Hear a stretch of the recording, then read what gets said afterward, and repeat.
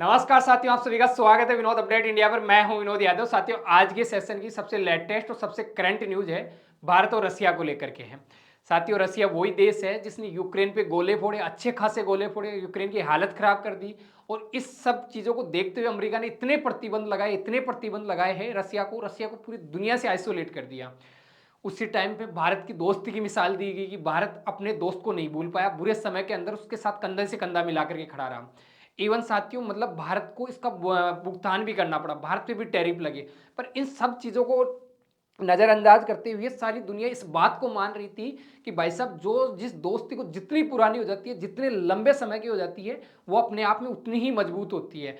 और इस समय के अंदर जब रसिया को पूरी दुनिया से आइसोलेट कर दिया गया, बाइकआउट कर दिया गया, रसिया के जो फॉरेन जो एसिड थे, विदेशों के अंदर जमा थे, उन सबको फ्रीज कर दिया गया। इवन व्यापार करने के लिए विदेशी मुद्रा नहीं थी रसिया के पास में। उस समय के अंदर कंधा से कंधा मिलाकर के भारत खड़ा रहा, उनसे तेल परचेज करता रहा, उनको मतलब हम लोग रुपए के अंदर व्यापार कर रहे थे। और लगभग रसिया की उस टाइम के अंदर जो इकोनॉमी थी वो कैसे तैसे करके मतलब सर्वाइव कर रही थी। भारत इसलिए साथ नहीं छोड़ पाया क्योंकि भारत के भी जब कभी बुरे दिन आए थे तब रसिया सबसे पहले आके खड़ा हुआ था।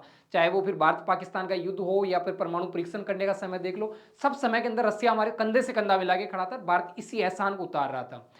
साथियों, ये समय इतना, जब इतना बुरा समय चल रहा हो और उस टाइम में पूरी दुनिया अगर रसिया से बाइकआउट कर ले, और उस समय एक न्यूज ऐसे निकल के आए कि भाई साहब, इतने प्रतिबंधों के बावजूद भारत के साथ में रसिया नया युद्ध अभ्यास करने के लिए या नौसेना का जो युद्ध अभ्यास है उसमें भाग लेने के लिए आ रहा हो। और ये वो समय या वो पीरियड काल या वो कालखंड है जिसके अंदर ट्रंप इन पे पूरी खार खा के बैठा हुआ है। मतलब ट्रंप अगर रसिया के नाम से चिड़ा हुआ है और उस टाइम में रसिया इंडिया के साथ में आ रहा हो, ये अपने आप में सबसे बड़ी बात है कि भारत वाकई में क्या बैलेंस की नीति लेके चल रहा है। भारत वाकई के अंदर संतुलन की नीति लेके चल रहा है कि रसिया को भी साथ रहा है और अमेरिका को भी साथ रहा है, और अमेरिका चिड़ भी नहीं रहा है और रसिया यहाँ पे युद्ध अभ्यास में भाग लेने भी आ रहा है। साथियों, भारत में भी इस पूरे सिलसिले के अंदर अच्छे खासे टैरिफ लगे थे, और इतने टैरिफ लगे थे कि रसिया से तेल परचेज कर रहे हैं उसके नाम पे भी 25% टैरिफ हमारे थोपा जाता है। भारत ने भाई साहब इसकी भी काट निकाली, मतलब भारत ने इसका भी कूटनीतिक हल निकाला कि भाई साहब, जिनकी वजह से हमारी टैरिफ लगा, हम लोगों ने उन्हीं को बुला लिया कि भाई साहब आप इधर आओ, आपकी जो हालत हो रखी है वही हमारी हो रखी है। अब कम से कम आप और हम अमेरिका में व्यापार नहीं कर सकते पर आपस में तो कर सकते हैं। तो भारत ने इसकी कूटनीतिक हल निकाला। साथियों, ये पूरा जो दौर चल रहा है उसके अंदर भारत ने रसिया को पकड़ के रखा, मतलब रसिया को अपने ग्रुप से बाहर नहीं जाने दिया। मतलब उसको कभी ये एहसास नहीं होना दिया कि यार हम लोग आपके दोस्त नहीं है, या आप हमारे दोस्त नहीं हो, या हम लोग आपके संकट में आपको साथ नहीं दे रहे, या आप हमारे नहीं दे रहे। मतलब हम लोगों ने इसको साथ रखा, इसको साधते हुए रखा। इसी बीच के अंदर हेडलाइंस निकल के आती हैं साथियों कि भारत अगले महीने, मतलब इसी महीने फरवरी के अंदर युद्ध अभ्यास कर रहे हैं मिलन नाम से, और उस मिलन युद्ध अभ्यास के अंदर रसिया भाग लेने के लिए आ रहे हैं।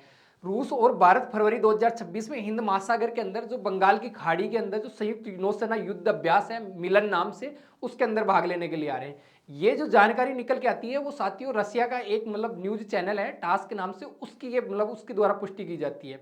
इवन जो रूसी नौसेना है उसका एक बेड़ा है जो एक फ्रिगेटर मार्शल सोपास निकोव, ये सोपास निकोव वहां से रवाना हो चुका है। मतलब यहाँ से ये मिलन 2026 में भाग लेने के लिए ये ओमान के मस्कट से रवाना हो चुका है, और ये मतलब 18 से लेकर के और ये 25 फरवरी तक भारत के अंदर रहेगा, और भारत में विशाखापट्टनम है, ये वहां पे मौजूद रहेगा और ये प्रॉपर युद्ध अभ्यास के अंदर भाग लेगा। साथियों, ये जो सोपास निकोव है इसका भाग लेना ये भारत के लिए बहुत इंपॉर्टेंट है इस समय के अंदर। कौन से समय के अंदर? जब अमेरिका रसिया से चिड़ा हुआ है। इस दौर में अगर इनका आना और भारत के साथ में आना और युद्ध अभ्यास करना, ये कहीं ना कहीं इस बात का प्रतीक है कि वाकई के अंदर ये दोस्ती आज भी जिंदा है। और ये वो न्यूज है जिसके द्वारा इसकी पुष्टि की जाती है। साथियों, आपको बता दूं ये जो मिलन युद्ध अभ्यास हो रहा है जिसके अंदर हम लोगों ने लगभग 135 देशों को निमंत्रण भेजा है। मतलब अगर पूरी दुनिया के 2/3 देशों को हम लोगों ने बुलाया कि भाई साहब, जिस जिसकी रुचि है, जिस जिसको एक्सरसाइज करनी है, हमारा हिंद महासागर है, इंडियन ओशियन है, उसमें आओ, आप एक्सरसाइज कीजिए, आप अपना कर्तव्य दिखाइए, अपनी शक्ति का प्रदर्शन कीजिए। आपको हम लोग मैदान दे रहे हैं, हम लोग आपका स्वागत के लिए तैयार हैं, आप आइए भाग लेने के लिए। इवन साथ ही इसकी शुरुआत 1995 से की जाती है। ये युद्ध अभ्यास हम लोग हर 2 साल पे करते हैं। कई बार समय ऐसा होता है कि जैसे मान लो कोरोना का समय हो, ऐसा कार्यकाल हो, तो उसके अंदर बढ़ा भी दिया जाता है। बाकी इवन हर 2 साल पे किया जाता है, ये द्विवार्षिक होता है। इसका भारत में प्रॉपर विज्ञप्ति मतलब प्रॉपर जारी किया जाता है कि भाई साहब हम लोग इन इन देशों को बुला रहे हैं और इतनी से इतनी तारीख के बीच में कर रहे हैं, ये पूरी जानकारी होती है। साथियों, ये युद्ध अभ्यास अपने आप में मायने इसलिए रखता है कि जब रसिया को बाइकआउट कर रखा है, रसिया से कोई व्यापार नहीं कर रहा है, रसिया पे आर्थिक प्रतिबंध लगा रखे हैं, रसिया मतलब रसिया को एक कोने में धकेल रखा है, उस टाइम में अगर भारत इनवाइट कर रहा है रसिया को और उसके साथ साथ में हम लोग इस युद्ध अभ्यास के अंदर अमेरिका को भी इनवाइट किया है, जापान को भी इनवाइट किया, ऑस्ट्रेलिया को भी इनवाइट किया। मतलब हम लोगों ने ये कहा कि ये किसी एक का नहीं है, ये सबका है। अब जिसकी इच्छा है वो आ जाओ, जिसकी इच्छा है वो नहीं आओ आप लोग यहाँ पे। तो भारत ने यहाँ से ये मैसेज दे दिया कि भाई साहब हमारे लिए अमेरिका जितना इंपॉर्टेंस है उससे कई गुना इंपॉर्टेंस हमारे लिए रसिया भी रखता है। हम लोग रसिया को भी बुला रहे हैं, ऐसे नहीं कि हम लोग रसिया को नहीं बुला रहे अमेरिका के प्रेशर के अंदर। इवन आप लोग यहाँ पे देखोगे जो भारत की जो तीसरा जो ईस्टर्न नेवल कमांड है विशाखापट्टनम, वहाँ पे ये 18 से 25 फरवरी को यहाँ पे रसिया मिलेगा आप लोगों को भाग लेते हुए। अब देखना ये होगा कि अमेरिका ऑस्ट्रेलिया ये आते हैं कि नहीं आते। लगभग भारत सरकार को अब तक 55 देशों ने ये कहा है कि हम लोग आने के लिए तैयार हैं, हम लोग इच्छुक हैं, और भारत ने भी स्वागत के लिए इनके लिए तैयारी रख रखी है। साथ ही ये जब पूरा सिनेरियो चल रहा था उस टाइम में निकल के ये आता है कि यार भारत ने वाकई में अंदर ट्रंप रहा और ये पुतिन रहा, इन तीनों को एक साथ साधने के अंदर कामयाब रहा, कि इन दोनों को एक साथ साधने के अंदर कि भाई साहब हम लोगों ने बैलेंस करके चल रहे हैं क्या हम लोग, कि अमेरिका को रसिया को दोनों को बैलेंस करने में कामयाबी है कि नहीं है। तो साथियों आपको मैं बता दूं ये वेनेजुएला है, और वेनेजुएला के अंदर ट्रंप ने जो अपना मतलब अति उत्साह दिखाया था और एक तरीके से आक्रमण की नीति दिखाई थी, यहाँ से मादुरो को उठाता है, जब पूरी दुनिया के अंदर वो अपना मतलब एक पावर का मैसेज देता है कि भाई साहब अमेरिका वाकई के अंदर अमेरिका ग्रेट है, महान है, अमेरिका अपने आप में अमेरिका का तूती आज भी बोलती है। जब ये मैसेज गया यहाँ से तो सबसे ज्यादा किसी को अगर मुंह पे तमाचा लगा था तो वो दो देशों के लगा था, एक रसिया के लगा था और दूसरा चाइना के लगा था। क्योंकि ये जो मतलब मादुरो था या वेनेजुएला था, ये किसी के पीछे उछल रहा था या बार बार में धमकी दे रहा था ट्रंप को, या मतलब अग्रेसिव कर रहा था, तो ये इसी इन दो देशों के पीछे से, क्योंकि इनकी बैकबोन जो वेनेजुएला की वो रसिया और चाइना थी। और ये पूरा जब सिनेरियो हुआ तो रसिया भी नहीं आया और चाइना भी नहीं आया।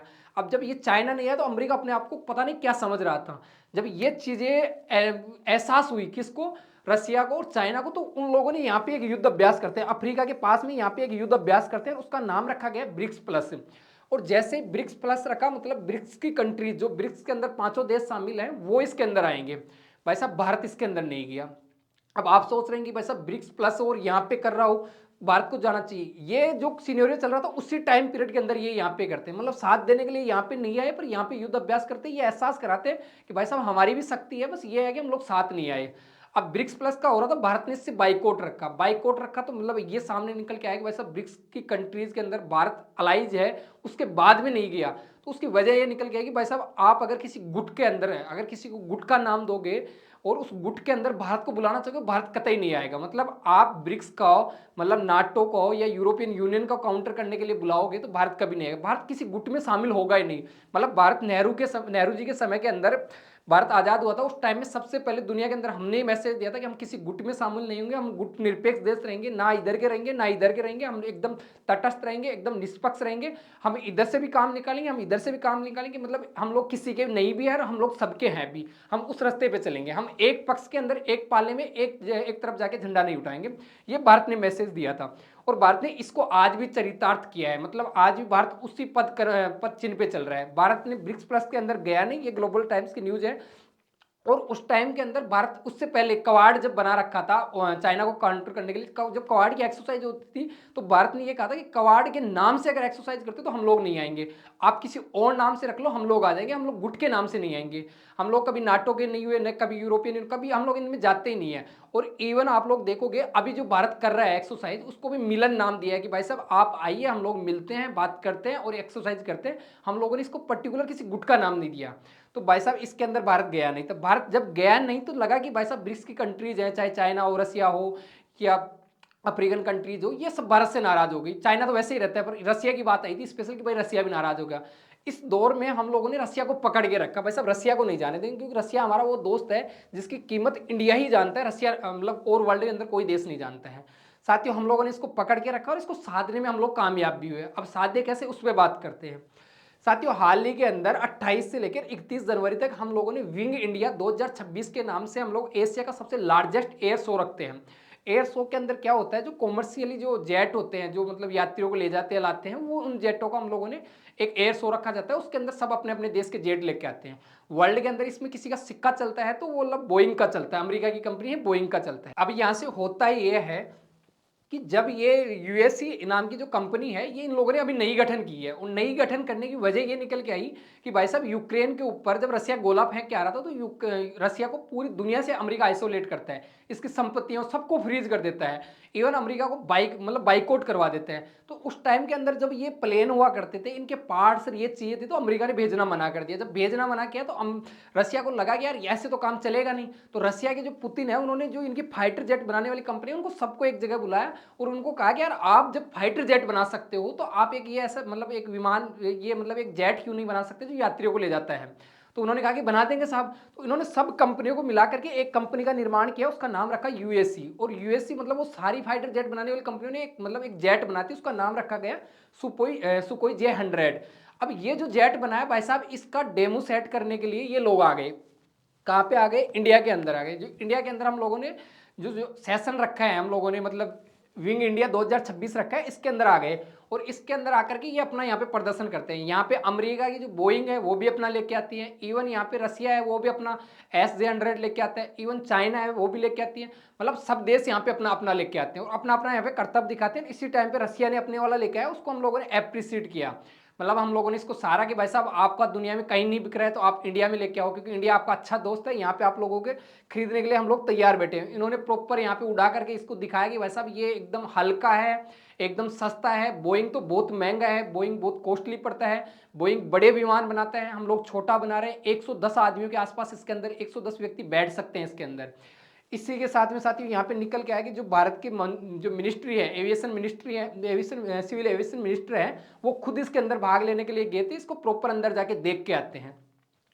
और साथियों यहाँ से हम लोगों ने अमेरिका को भी मैसेज दे दिया कि मैसेज ये दे दिया कि भाई साहब जिस बोइंग के पीछे आप लोग घूम रहे हो, जिस बोइंग का आप लोग सबसे महंगा सस्ता बता के महंगा महंगा चिपका रहे हो पूरी दुनिया को, हम लोगों ने इसका अल्टरनेट ऑप्शन निकाल लिया। हम लोग अब रसिया से लेंगे। हमारे जो सिविल एविएशन मिनिस्टर है वो अंदर जाके प्रॉपर देख के आते हैं, काफी कंफर्टेबल बताया गया इसको। भाई साहब इसी के लगे हाथ हम लोगों ने 6 परचेज कर लिए। भारत की एक कंपनी ने इनसे 6 परचेज कर लेती है कि भाई 6 तो आप बने बनाए दे दीजिए हमें, और डेमो के लिए हम लोग इनको चेक करेंगे, और इसके साथ में ही हम लोग नए आपसे लेते रहेंगे। और साथियों ये पूरा सिलसिला चल ही रहा था। इसी के बीच के अंदर जब 6 हम लोगों ने इनसे परचेज किए, तो इन लोगों ने, इनकी जो कंपनी है यूएससी, उन्होंने भारत के सामने अप्रोच रखी। भाई अप्रोच ये रखी भारत सरकार के सामने कि भाई साहब आपको चाहिए तो आप हमसे संपर्क कीजिए। भारत ने कहा कि देखो भाई चाहिएंगे तो हम लोग संपर्क तो कर लेंगे, पर हमारी एक पॉलिसी है। पॉलिसी क्या है कि हमारी आत्मनिर्भर भारत का एक विजन है, आपको इंडिया में बनाना पड़ेगा, इंडिया की कंपनी उसके अंदर पार्टिसिपेट होनी चाहिए, भाग लेनी चाहिए। भाई साहब ये इसके लिए तैयार हो गए। तैयार होते ही भारत की जो HAL कंपनी है और यूएससी आपस में मिलके अब भारत को लगभग 80 से लेके 120 के बीच में ऐसे हल्के जो विमान, जो यात्री ले जाने वाले विमान है, जेट हैं, वो बनाएगी। और ये भारत के अंदर बनेंगे और भारत के अंदर ही इनकी पूरी मैन्युफैक्चरिंग होगी। तो भारत ने यहाँ से इनको ये साध लिया कि भाई साहब आप भारत में आइए, भारत का मार्केट खुला है, भारत आपको पूरी अपॉर्चुनिटी देता है, पर शर्त यह रहेगी कि आपको भारत में बनाने पड़ेंगे। साथियों इसी के साथ में आप चैनल पे नए हो तो आपसे प्लीज, आपसे रिक्वेस्ट, हमारी व्यक्तिगत 2 सेकंड का समय लगेगा, यहाँ नीचे आप सब्सक्राइब का बटन है उसको सब्सक्राइब कर दीजिए। बस इससे ये होगा कि हमें मोटिवेशन मिलेगा और आप कल जो हम लोग वीडियो बना के लाएंगे वो इससे कई गुना बेटर बना के लाएंगे। और साथियों अब बात आती है अमेरिका की। भाई साहब हम लोगों ने रसिया को तो साथ लिया, अमेरिका का क्या अल्टरनेट इलाज निकाला। अमेरिका का ये निकल के आता है कि भाई साहब अमेरिका हमारे साथ, अमेरिका की हमारे बीच में ट्रेड डील चल रही थी। अमेरिका चाह नहीं रहा था इस ट्रेड डील को, क्योंकि एक्चुअल में अमेरिका के हमारे बीच में जो व्यापार होता है ना, उसमें हम लोग सरप्लस में रहते हैं, प्रॉफिट में इंडिया रहता है, लॉस के अंदर अमेरिका रहता है। तो वो चाहता भी नहीं कि भाई साहब ऐसी कोई ट्रेड डील हो। भाई साहब ने यहाँ पे भारत पे टैरिफ खेल रहा था, और इतने टैरिफ लगा रहा था पूछो मत आप लोग, कभी 25%, कभी 50% ये लगाता रहते हैं। जब इनकी वजह निकाली गई कि भाई साहब ये टैरिफ लगा क्यों रहा, तो उसने 25% तो इसलिए बताया कि भाई साहब हमारा व्यापार घटा रहता है। भाई चलो ठीक है 25%। उसने कहा कि 25% और लगा, वो किस लिए लगा रहे हो? उसने बताया कि भाई साहब आप रसिया से तेल खरीद रहे हो और आपका पैसा रूस जाता है, रूस जो पैसा जा रहा है उससे वो यूक्रेन पे गोला पड़ता है, यूरोप की हालत खराब हो रखी है। अब भाई साहब इस कहानी का जब पूरा मालूम चला, पूरे इसके जड़ तक गए, तो ये मालूम चला कि इसने यूरोप पे भी लगा रखे हैं टैरिफ। हाल ही में ग्रीनलैंड के नाम पे 10% टैरिफ लगा दिया, नाटो की धमकी दे दिया। ये सब चीजें यूरोप के साथ भी कर रहा है, जो इंडिया के साथ में किया। हम लोगों ने यूरोप को बुलाया कि भाई साहब आपकी भी स्थिति वैसी है जैसी हमारी हो रखी है, आपकी भी हालत यही है कि आप भी पीड़ित हो अमेरिका से और हम भी पीड़ित हैं। एक काम करते हैं, आपको भी बाजार चाहिए तो हमारे वाला बाजार है, हमको बाजार चाहिए आप वाला बाजार, आपके वहां 27 देशों का मार्केट और मिलेगा। हमने इनके साथ फ्री एग्रीमेंट ट्रेड डील करते हैं। साथ ही ये ट्रेड डील अपने आप में इतनी इंपॉर्टेंट होती है भारत और यूरोपियन यूनियन के, क्योंकि यूरोपियन यूनियन से हम लोग पूरे वर्ल्ड के अंदर व्यापार करते हैं, कुछ देशों से हम लोग सरप्लस रहते हैं, बाकी घाटे में चलते हैं व्यापार के अंदर, मतलब वो ज्यादा करके जाते हैं, हम लोग कम करके आते हैं। एक यूरोपियन यूनियन है, उसके साथ में 16 बिलियन का हम लोग सरप्लस रहते हैं, ट्रेड प्लस में रहता है हमारा, हम कमा के लाते हैं वहां से 16 बिलियन। जबकि यहाँ से आप लोग यूएस से देखोगे तो 45 बिलियन। हम लोगों ने लगा कि यार आप 45 बिलियन रहने दो, आप हमारी 45 बिलियन के चक्कर में हम लोग समय समय पे धमकी देते रहते हो और आपका ये तांडव मचाते हो। इससे बेटर है कि हम लोग यूरोपियन यूनियन से व्यापार करते हैं, हम लोग इसके साथ में फ्री ट्रेड डील करते हैं। साथ ही जब पूरी फ्री ट्रेड डील हो रही थी कि भाई साहब ये सामान आपको हम देंगे, आप हमसे ये सामान, तो हम लोगों ने उनको समझाया ये कि भाई साहब सबसे महंगा तेल आपको कौन चिपका रहा है इस टाइम में, कि भाई साहब अमेरिका चिपका रहा है। किसको समझा रहे हैं हम लोग? यूरोपियन यूनियन को। भाई साहब आप लोग जो रसिया से तेल लेते थे इस यूक्रेन युद्ध के नाम पे, आप लोगों को महंगा तेल चिपका रहा है, गैस चिपका रहा है, सब कुछ चिपका रहा है और आपका दिवालिया निकाल दिया, आपकी हालत टाइट कर दी। एक काम कीजिए, आपको सस्ता तेल ही तो चाहिए ना, हम लोग देते हैं।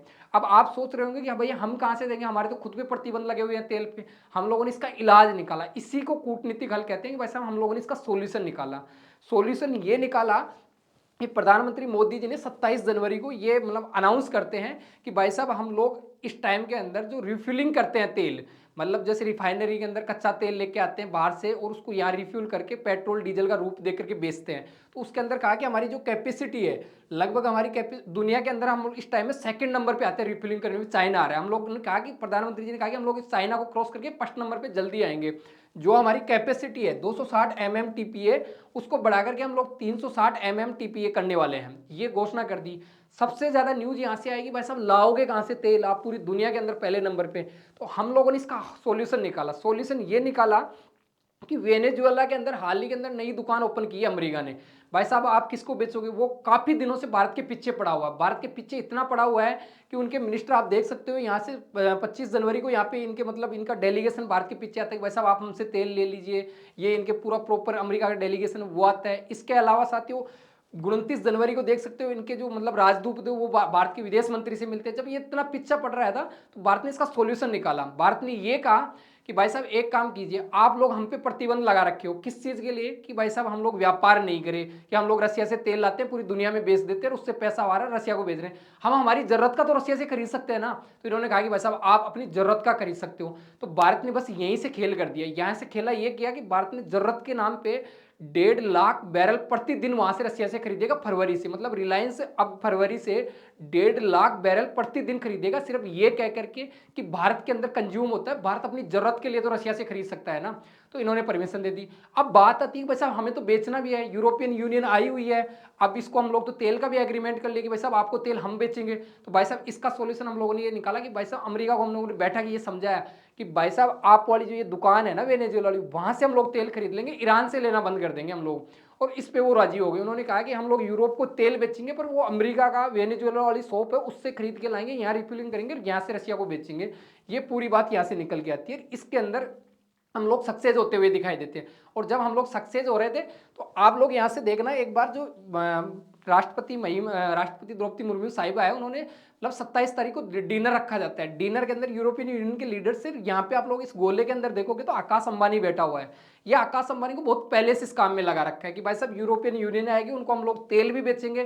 तेल लेंगे कैसे अमेरिका से? तो अमेरिका से आप बात करके आओ कि भाई साहब यूरोप को बेचने के लिए जो तेल लेंगे वो आपसे लेंगे, ईरान से नहीं लेंगे। और इसके अंदर ये कामयाब होते हुए दिखाई दे रहे हैं।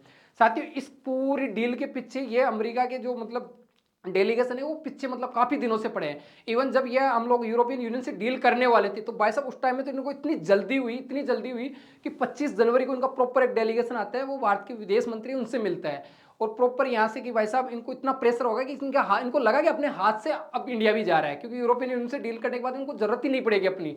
तो इनको लगा तो ये भाई साहब फिर 29 जनवरी को खुद आते हैं, डील होने के बाद में भी आते हैं। जब यहाँ पे ये सब चीजें हो रही थी, भारत यहाँ पे दो ही चीजें मनवाने में लग रहा था कि भाई जरूरत का तेल हम लोग रसिया से खरीदेंगे और व्यापार के लिए जो तेल खरीदेंगे जामनगर रिफाइनरी के लिए कि वहां से हम लोग यूरोप को बेचेंगे, वो तेल खरीदेंगे हम लोग वेनेजुएला से। और इसकी अनाउंस किया जाता है, ये प्रॉपर आप लोग अखबार रॉयटर्स की न्यूज है कि भाई साहब प्रतिदिन लगभग 1.5 लाख बैरल का तेल हम लोग रसिया से खरीदने के लिए राजी हो चुका है अमेरिका। ये वो न्यूज है। साथियों बात आती है 30 जनवरी की। 30 जनवरी को ये होता है कि भारत के जब ये कंफर्म हो गया कि वेनेजुएला से खरीदना है, इन्होंने कह दिया कि आप रसिया से भी खरीद सकते हो, तो भारत के जो प्रधानमंत्री वो वेनेजुएला के जो कार्यवाहक राष्ट्रपति है वहां पे उनसे बात करता है और प्रॉपर ये मतलब यहाँ से हो जाता है कि भाई साहब भारत को परमिशन मिल जाती है। उसके बाद में जैसे ही यहाँ से परमिशन मिलती है तो ट्रंप चचा बाहर निकल के आते हैं। ट्रंप ने कहा कि ईरान से तेल नहीं खरीद रहा है भारत, अब वेनेजुएला से खरीदेगा। इसकी ये प्रॉपर न्यूज़ बताते हैं, मतलब एयरफोर्स वन के अंदर बताते हैं पत्रकारों को कि हम लोग ये डील बहुत पहले से लगे हुए थे। तो भारत ने मतलब एक तरीके से यहाँ से ये मैसेज आया कि भारत ने यहाँ से रसिया को भी साथ दिया कि भाई रसिया से हम लोग तेल भी ले रहे हैं, रसिया से हम लोग डील भी कर रहे हैं, रसिया से हम लोग जेट भी ले रहे हैं, और यहाँ से हम लोगों ने अमेरिका को भी साथ दिया। अमेरिका को ये साथ दिया कि भाई साहब व्यापार के लिए जो तेल चाहिएगा वो हम लोग आपसे लेंगे। मतलब आप लोग जो भारत की कूटनीति है वो वर्ल्ड के अंदर वाकई के अंदर उसकी तारीफ होती है कि एकदम दोनों कट्टर दुश्मन है, दोनों को राजी रखते हुए हम लोग हमारा काम निकाल लेते हैं। हम किसी एक पाले में जाके नहीं बैठते, हम लोग हमारा काम निकालते हैं। हम लोगों को इस बात से कोई फर्क नहीं पड़ता कि तुम कितना लड़ रहे हो, हमें इस बात से फर्क पड़ता है कि हम आपका भी काम निकाल रहे हैं, हम लोग आपका भी काम निकाल, हमारा भी काम निकल रहा है। और साथियों आपको वाकई अंदर सेशन अच्छा लगा हो तो प्लीज आप चैनल को सब्सक्राइब करके जाना, और इतने पेशेंस के साथ धैर्य के साथ आप लोगों ने सुना उसके लिए थैंक यू, धन्यवाद।